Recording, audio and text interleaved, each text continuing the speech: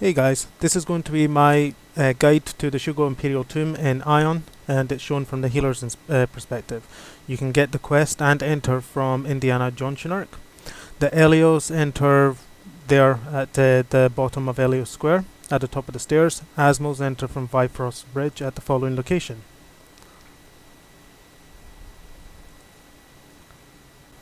Right, let's get to it. What I'm showcasing here is the Godstone that I have in my bow, which is 50% movement reduction with a 5% chance for 10 seconds. Now normally these Godstones don't tend to proc on hero class mobs, but that's not the case in here. That will proc as will any paralyzed Godstone, and obviously magic damage Godstones always proc anyways.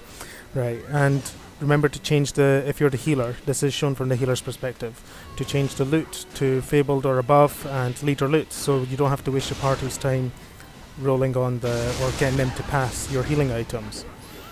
As the healer, just do what I'm doing here, jump back and forth between either side, helping the DPS, whichever side happens to need it. It is random, when the mini boss spawns what side he's going to spawn on, so make sure you're helping that side out. Right here you will get these kind of tomb fairies spawning. The larger ones tend to drop these items. That one, the freezing curse, will freeze everything in the whole kind of area. The powerful elixir thing that you saw there, that will give you DP back. Now you won't actually get to use DP until the next stage, so just keep on helping either side as needed for the time being and wait for that mini boss.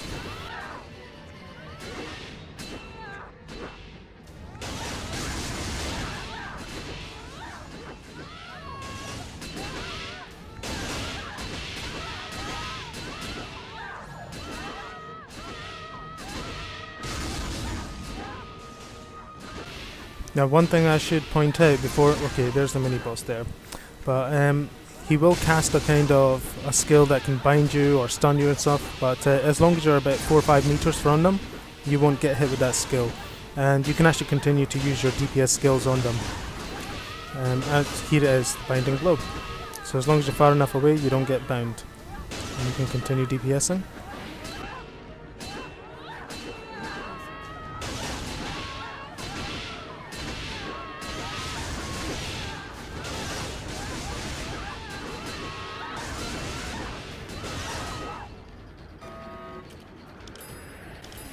Just loot the healing items, go back up, kill the fairies, and wait for the next wave.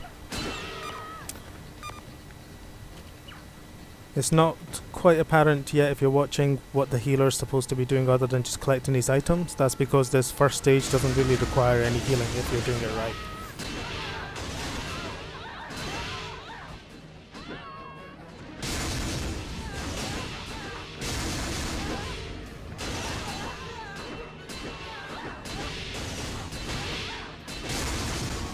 As you can see, the amount of mob spawning is bigger and bigger, and the next boss that spawns is going to be the actual final boss of this stage, so be ready for that. As the healer, you should be helping out the side that has the boss on it, just to kind of put extra damage on him, slow him down, whatever, depending on your Godstone.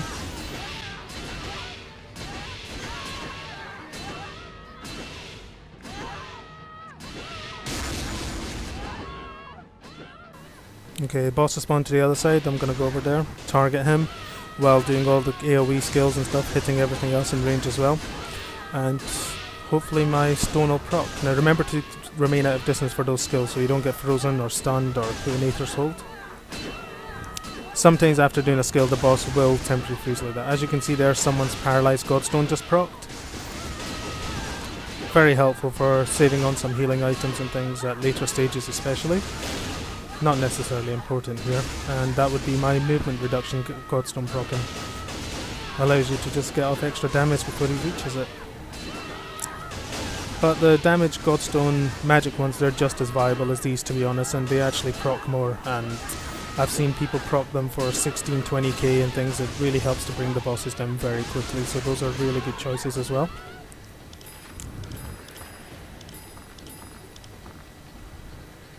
I am an assassin in this video, but you can see that the skills can be used regardless of what weapon you're using.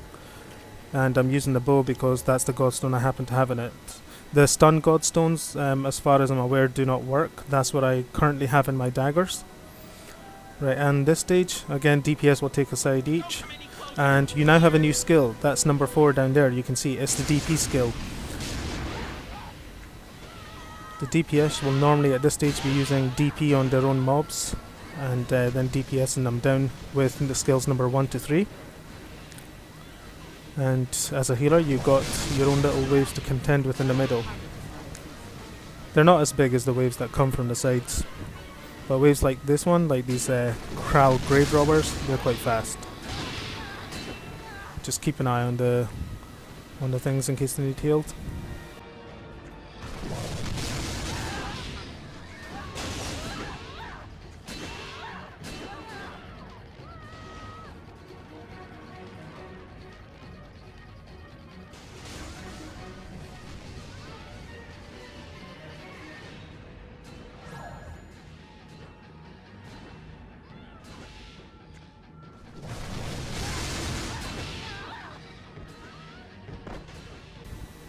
Right, at some point now there's going to be a mini boss spawning on one of the sides. There he is. I say mini boss, but he's got a hero class health bar. But anyways, help that DPS to bring him down or slow him down while the other one gets free to come over as well.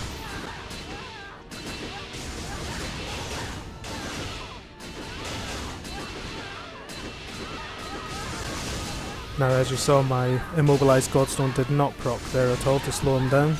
It's completely random. That's why I think the magic damage Godstones are somewhat more reliable, especially if you're a magic based class. I mean, there, there's proc there, but that's utterly useless. I mean, Leo's Sadness, the one that reduces attack speed, is another viable one, so you could use that too. The Silence one, as far as I'm aware, doesn't actually help in any kind of way either. They still use their skills. At least that's what I noted. Maybe that's incorrect.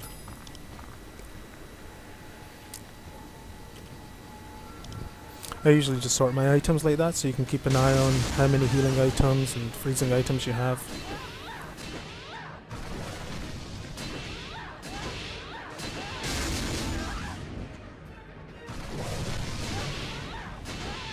Right, so now just keep going back to doing what you were doing before, dealing with your middle waves. The next boss to spawn will be the actual stage final boss.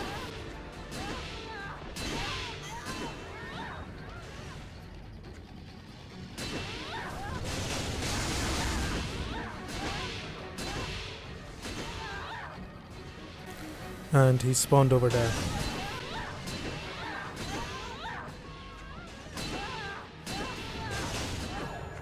Just make sure any mobs that the other person has left are actually going to die from the DP dot. Then go help out with the boss. Remembering to keep back far enough every time he uses his skill.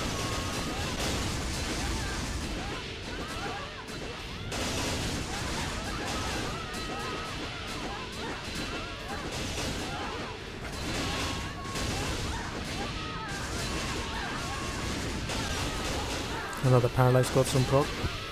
Helpful on saving those healing items. Although, more often than not, you will tend to find you have plenty of healing items.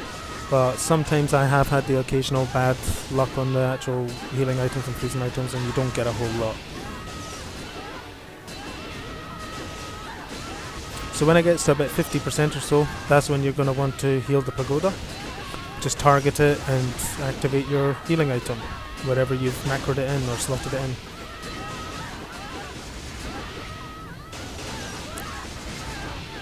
If you know he's going to die before the pagoda will, and he's the final boss, then it's irrelevant, you don't need to heal it, just continue DPSing. The pagodas do regenerate full HP at the beginning of every new kind of stage. And as you saw there, at the end of that, you saw all the fairies going to spawn up at the top. A DPS will usually charge up there and use the DP skill, which will pretty much wipe them all out very quickly.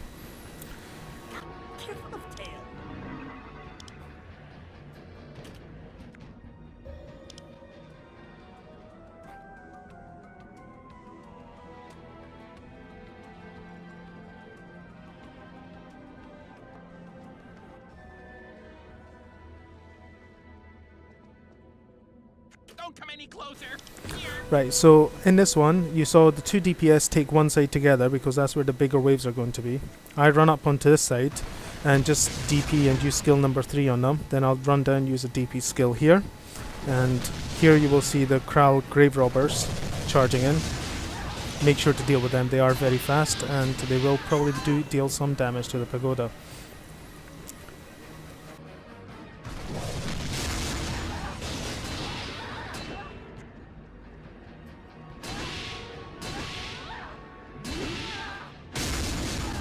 As you saw, I used the item there to give myself DP.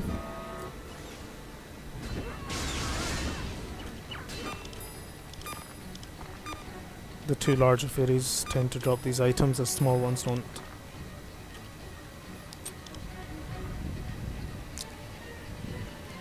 Before the next wave comes, just check out all the pagodas, make sure they're all good on health. So now the two DPS have moved up to the right side together because that's where the bigger waves are.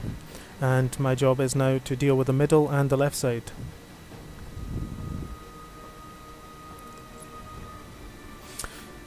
So here's the first boss of this stage. So just throw a DP skill on them, go down, deal with the ones heading towards the middle, and then get back on the boss. When the two DPS have a chance, they will come and assist you.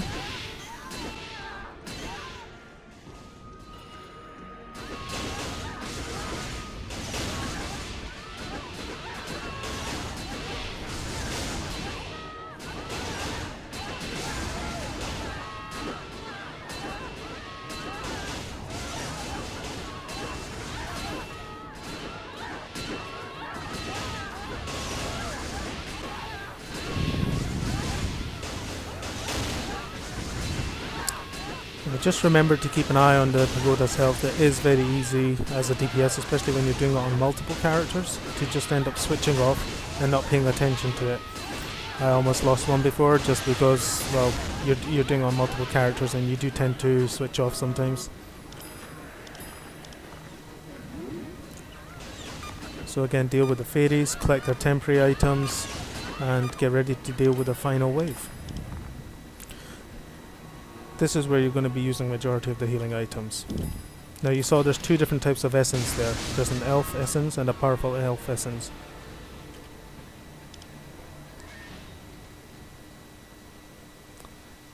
So usually I will let DPS deal with the middle there together while I go up and deal with these.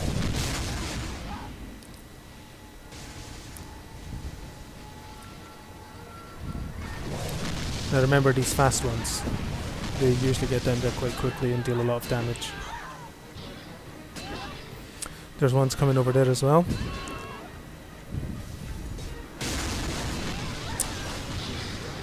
Heal up anything that's needed. And here we have the final boss. But we've also got big waves coming down the left and right side, so this is where your healing items and freezing items are going to be more useful. Let the DPS deal with the sides, and when he does his Flame of Madness, freeze him, because that is a massive AoE and it will hit all the pagodas. And you don't really want that getting off, because then you have to charge around healing them all individually. So I'll sometimes usually keep my bag open, or just to check how many freezing items I have left, because unfortunately it doesn't tell you on your action bar at the bottom how many you have left, like you would say for potions or something. Now you can freeze him when he summons these additional adds, but or before he does them rather, but that depends on how many freezing items you actually have. I consider it more important to freeze his massive AoE. And by this stage I will also change the looting system as well. If you don't, the leader can accidentally take all the keys and stuff without them coming up as a chance for others to roll on. So do remember to do that if you're playing this as the healer.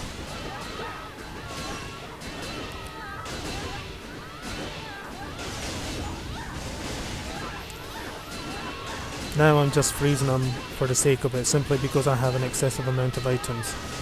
That's not always the case. You will usually have plenty of healing items, but not always plenty of freezing items.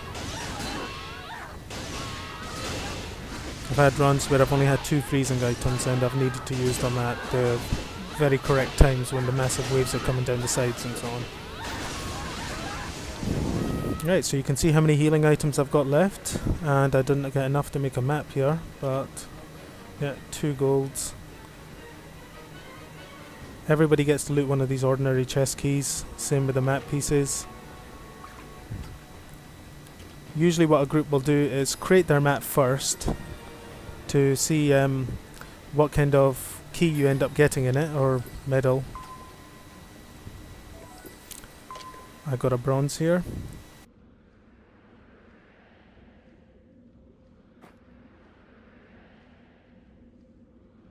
Right, so everyone got a bronze. Basically what happens in this situation is everyone will roll a gold until one person wins and they pass it.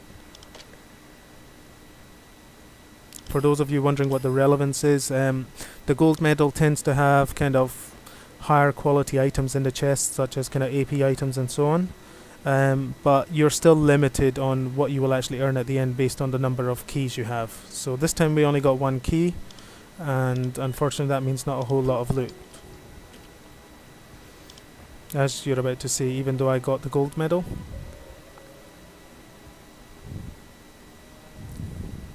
See, sometimes you get just really bad luck, both on keys and drops.